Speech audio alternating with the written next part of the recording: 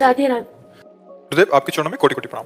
गुरुजी मेरा प्रश्न है कि जब अपने से बड़े कटु वाक्य या गलत व्यवहार करें तो मेरा भी उनके प्रति कभी कभी व्यवहार गलत ही हो जाता है, बाद में मुझे आत्मग्लानि होती है। तो हमें लगता है कि हमें नम्र रहना चाहिए। हमारे पूज्य जन है, वो कभी भी गुस्सा हो, कटु वचन कहें तो हमें नम्र रहना चाहिए। बड़ी पवित्र बुद्धि है जो आप ये प्रश्न कर रही हो, नहीं तो आज का समाज तो ऐसा हो गया, बड़े बूढ़ों को थप्पड़िया रहा है, पीट रहा है, गला काट रहा है। ये मतलब बहुत ही निम्न बुद्धियां होती चली जा रही। अपने पूज्य माता पिता वयोवृद्ध को चप्पलों से मार रहे हैं। अरे खवा पिया के तुम्हें इतना बड़ा किया, माता पिता में भगवान नहीं देखोगे तो कहां देखोगे। तो हमें लगता है कि यद्यपि है कठिन, जब अपने कोई निज जन हमसे कटु वाक्य कहें और हम चुप रहें, यही तो भगवान की कृपा है। देखो जब विभीषण जी को रावण ने लात मारा ना, और विभीषण जी ने हाथ जोड़कर कहा, तुम पितु सरिस भले ही मोहि मारा, राम भजे हित नाथ तुम्हारा। तो भगवान शंकर बोल उठे, उमा संत कहे यही बड़ाई, मंद करत जो करे भलाई। तुम्हारा कोई बुरा वचन बोलकर दुख पहुंचा रहा है और अपना जन है, बड़े बुजुर्ग जन है, तो हम चुप हो जाते हैं। दांत ऐसे नहीं बोलना, अगर हिम्मत ना हो खड़े रहने की तो वहां से चल दे, पर कट वचन ना बोले। क्योंकि अगर हमारे द्वारा बड़ों का अपमान हुआ तो हमारी पढ़ाई लिखाई, हमारा सत्संग साधु सेवन सब बेकार चला गया। विद्या क्या सिखाती है? विनम्रता। और आज विद्या उद्दंडता सिखाती है। देखो ना, आधुनिक विद्या पढ़ के बच्चे उद्दंड हो रहे हैं, और विद्या विनयम ददाती, विद्या विनय प्रदान करती है। तो अगर आप सत्संग सुनती हैं तभी आप यहाँ आई हैं, हमें लगता है भगवान की कृपा है आप पर, आप उसे सहन कीजिए। और कभी अगर कटुवचन बोलने की हमारे अंदर वेग आ रहा है तो दांती पीस लें, नहीं बोलना। हमें इतनी ताकत है कि हम जो चाहे कर सकते हैं, पक्का। भगवान ने इतनी सामर्थ्य दी। जब हम बुरा बोल सकते हैं तो हम अच्छा भी बोल सकते हैं, इसलिए विचार पूर्वक अच्छा बोलें, नहीं तो मौन हो जाए। हम अपने को कस नहीं रहे कि हमसे नहीं रहा जाता तो हमसे इसके बिना नहीं रहा जाता। कई लोग ऐसा कहते हैं, नहीं आप सब कुछ छोड़ सकते हो, आप में बहुत सामर्थ्य, आप अपनी सामर्थ्य को जगाइए। जब शरीर छूट जाएगा तो यार प्याज लहसुन ये सब गंदी बातें छोड़कर भगवान के चिंतन में आओ, भगवान का भजन, तो आप सहनशील बनो। हमारी प्रार्थना है, इसमें आपको बड़ा सुख मिलेगा, आपको भगवान की कृपा में अनुभव में आएगी। अगर लात मारना विभीषण जी सह गए तो राम जी की शरणागति पक्की हो गई। नहीं है, उसी से तो शरणागति आई। नहीं, अभी तक लंका में रहते हुए राम जी की स्मृति में थे, लेकिन राम जी के पास जाना ऐसी बात भी नहीं थी। जे हुई लात मारी तो शरणागति पक्की हो गई, भगवान की शरण में आ गए। तो अगर हमको कोई कटुवचन, कोई हमारा ऐसा, और हम भगवान के, तो भगवान हमें अपने नजदीक, भगवान हमारे हृदय के नजदीक आएंगे, हमें आनंद प्रदान करेंगे, हमारी स्थिति ऊंची हो जाएगी। भक्ति की स्थिति तभी ऊंची मानी जाती है जब मान अपमान निंदा स्तुति सुख दुख का कोई प्रभाव उसके हृदय में न पड़े। तो हम धीरे धीरे अभ्यासरत रहें, हमारी सामर्थ्य है, सब कुछ सह सकते हैं। देखो हम एक सुई ऐसे लगाने में डरते हैं और एक्सीडेंट हो जाता है तो हम सहते हैं ना, पैर टूट जाता है, महीनों सरिया पड़ी रहती है, हम सब सहते हैं, हम सब कुछ सह सकते हैं। वो अगर हम विचारवान हैं तो सब कुछ सह सकते हैं। तो हम गाली क्यों नहीं सह सकते? कोई कटुवचन कह रहा हम क्यों नहीं सह सकते? सोचो, एक्सीडेंट में पैर टूट गया, किस तरह से, कैसे, क्या क्या सब होता है, वो सहता है ना। हर कष्ट सहने की सामर्थ्य है, हर कष्ट सहने की सामर्थ्य है, हर बात सहने की सामर्थ्य है। बस हम उस सामर्थ्य जागृत कर ले। अभी हम उस सामर्थ्य से ही ना, सामर्थ्य देखो एक आदमी जब ये सोच लेता कि मैं मरा, अब उसके अंदर भय नहीं रहता, वो कुछ भी कर ले। जैसे जो नकारात्मक सोच वाले लोग हैं, इनको इतना पुष्ट किया जाता है कि वो मृत्यु का वर्ण करने में भी अब घबराते नहीं। तो देखो दिमाग में, सोच में, विचार में वो पक्के हो गए।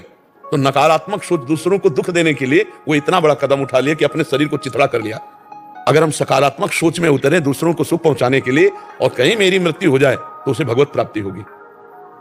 परहित लाग तजय जो देही, संतत संत प्रशंसय देही। तो हम सहनशील बने एक सीमा तक। अब दूसरी बात हम रख रहे हैं, आपका स्त्री शरीर है, व्यवहार में कटुवचन बोलना ठीक है, लेकिन किसी भी घर में जो हमारी बात सुन रहे हैं, किसी भी बच्चे को, बच्ची को, बहू को यदि शोषण प्रवृत्ति से घर वाले भी प्रयोग कर रहे हों तो उसे कानून की शरण लेनी चाहिए, उसे चुप होकर नहीं बैठना चाहिए, उसे दब के नहीं बैठना चाहिए। आज का समय आपको दबने का नहीं है, क्योंकि बच्चों का, बच्चियों का, इस तरह के अगर परिवार के समर्थ लोग शोषण करते हैं तो दंडनीय अपराध है। भगवान ने कहा है, अनुज बधु भगनी सुत नारी, सुन सठिए कन्या समचारी, इन्हें कुदृष्ट बिलोक है जोई, ताई बधे कछ पाप न होई। तो अपने को, अपने हाथ में कानून नहीं लेना, सरकार की रिपोर्ट करे कानून के और वो उसका सहयोग ले। क्योंकि कई ऐसे हमारे पास मतलब ऐसे आए जो पिता ही बच्चों का शोषण कर रहा है, परिवार के निजी जन ही मतलब गलत आचरण कर रहे हैं, अपने बच्चे, अपने परिवार की जो बधू हैं, अब वो हर तरह से सोच विचार करके दबी हुई, अब उनको एक जगह मिली कि हम अपनी बात कह सकते हैं, तो सबको हटा करके यहाँ कई बार ऐसी बात आई, तब मुझे ज्ञान हुआ कि नहीं तो ये तो ऐसा लगता है कि पिता अपने बच्चे से कैसे कह सकता है, गलत काम कैसे कर सकता है, अपना बच्चा है यार, अपना बच्चा है, उसके साथ कैसे आप उतर सकते हैं गंदे आचरण के लिए। महाराज जी बहुत सारे कमेंट्स भी आ रहे थे, जो एक वीडियो अभी आपने पीछे आपने प्रोत्साहित किया था कि आप अपने उसमें रहिए, तो उसमें बहुत आ रहे थे कि जैसे कुछ रिश्तेदार घर आते हैं, मामा के, मतलब ये बहुत पवित्र रिश्ते हैं, महाराज जी बोलते भी झिझक हो रही है, बट छोटे छोटे 12 साल की 13 साल के बच्चियां हैं, उनके साथ शोषण वृत्ति का ऐसा मतलब कृत्य हो जाता है कि वो किसी से कह नहीं सकते। नहीं, बच्चे किससे कहे कि अब वो तो समझ में, उनको तो ज्ञान विस्तृत है नहीं, और तो हमें लगता है कि जितने लोग सत्संगी हैं वो तो संभले, जो कुसंगी हैं उनकी बात अलग, जो सत्संगी कभी अबलो नशानी अबना से आज तक जो गलती हुई, ऐसी गलती ना करो, नहीं तो दुर्गति हो जाएगी, आप पक्का समझ लो। तो कभी भी ऐसा कोई अपराध जनित कार्य ना करो, आप सब सत्संगी हो। भगवान ने यदि पाणी ग्रहण संस्कार करके धर्म पत्नी दी है, तो धर्म से काम का जो उपभोग किया जाता है वो भगवान का ही स्वरूप होता है, अधर्म का काम नरक पहुंचाने वाला, और फिर इन छोटे छोटे बच्चों का शोषण करना, ये तो बहुत बड़ी, और ये बहुत बड़ी गंदगी फैल रही है, क्योंकि भजन है नहीं, सत्संग सुनना नहीं, धर्म शास्त्रों को पढ़ना नहीं, तो उनको भय नहीं लग रहा कि पाप है। भैया हमारे पूर्वज लोग जब बेटी का ब्याह करते थे तो उसके घर में पानी नहीं पीते थे, आप लोगों को पता होगा, बोले बेटी का ब्याह हुआ भाई यहाँ पे, कितना पवित्र भाव बेटी के प्रति कि उसके ब्याह के बाद उस घर का पानी नहीं पीते थे।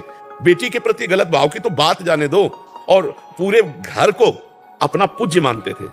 उस घर का, जहां बेटी ब्याही गई, उस घर का कोई भी आ जाए तो ऊंचे आसन पे बैठाना, पैर धोना, खवाना पियाना, कितना पवित्र भाव। इसे लोग कहते हैं पुराने जमाने, तो आज के नए जमाने का क्या दुर्दशा हो रही।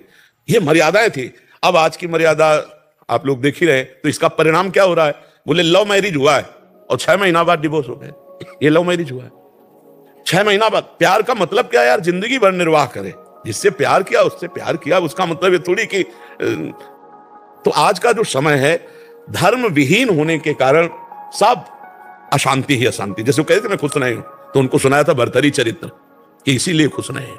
जब तक हमारा चरित्र ठीक नहीं होगा, जब तक हमारा विचार ठीक नहीं होगा, जब तक हम भगवान से डरेंगे नहीं, धर्म से डरो, कानून से डरो, भगवान से डरो, ऐसे आचरण मत करो जो नहीं करना चाहिए, तो अभी सुखी हो जाओगे, अभी आनंदित हो जाओगे। इसलिए सबसे प्रार्थना है, 4 दिन का जीवन है, कर्म कभी तुम्हें बख्शेंगे नहीं, इसलिए बहुत सावधान, कोई पाप कर्म ना हो। तुम्हें कोई जंतुर कलावा दान पुण्य नहीं बचा सकता। जब पाप कर्म करोगे ना तो उसका भोग भोगना पड़ेगा।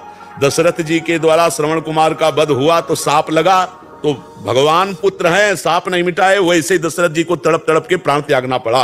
अब सोच लो, भगवान के बाप हैं और हम लोग तो जीव हैं, कितना पुण्य करेंगे, कितना पुण्य करेंगे। पाप कर्म से डरो।